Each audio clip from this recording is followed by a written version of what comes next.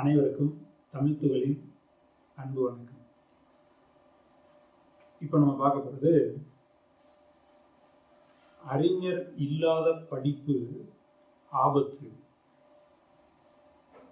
ஒரு நாட்டு வைத்தியர், சித்த மருத்துவம் செய்யக்கூடியவர். அவர் மருந்துக்கு சில குறிப்புகள் எல்லாம் எழுதி வச்சிருக்கிறாரு. அவருடைய சீடனாக ஒருத்தர் இருந்தார். அவர் சொல்றதை மட்டும் செஞ்சுக்கிட்டு இருந்தார்.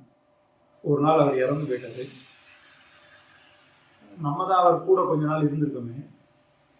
அவருடைய குறிப்புகள் நிறைய இருக்கு, அதை வச்சு நம்ம வைத்தியம் பண்ணிக்கலாம் அப்படின்னு நினைச்சு முதல்ல ஒரு வைத்தியம் பண்ண ஆரம்பிக்கிறேன். ஒத்த தலைவலி அப்படின்னு ஒருத்தர் வர்றாரு. ஒத்த தலைவலியா, நாளைக்கு சரி பண்ணிடுவோம், நீங்க போயிட்டு நாளைக்கு வாங்க அப்படின்னு அவர் அனுப்பி விட்டாங்க. அனுப்பி விட்டுட்டு அவருடைய குரு இந்த ஒத்த தலைவலிக்கு என்ன எழுதி வச்சிருக்கிறாரு மருத்துவம் அப்படின்னு சொல்லி ஓலைச்சுவடி எடுத்து பரட்டி பார்க்குறாங்க.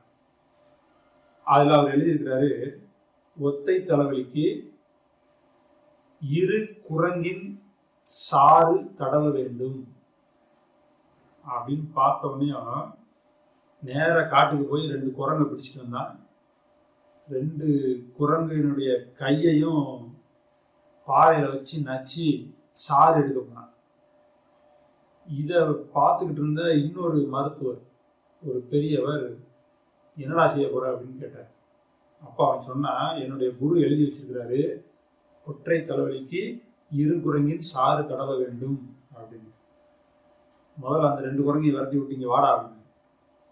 அவனு புரியல. சரி, இவர் மருத்துவர்னு சொல்லிட்டு குரங்கு அனுப்பி விட்டு வர்றான். அப்பா அவர் விளக்கம் சொல்றாரு, நீ முறையா மருத்துவம் படிக்காம மருத்துவம் பார்க்காது. அவர் எழுதி வச்சது மறைபொருள், நீ அதை நேரடியா பொருள் வச்சுக்கிட்டு செய்யக்கூடாது. இரு குரங்கின் சாறு அப்படிங்கிறது, முசு அப்படின்னா குரங்குன்னு அர்த்தம். இரு குரங்கு அப்படின்னா முசு முசுக்கை.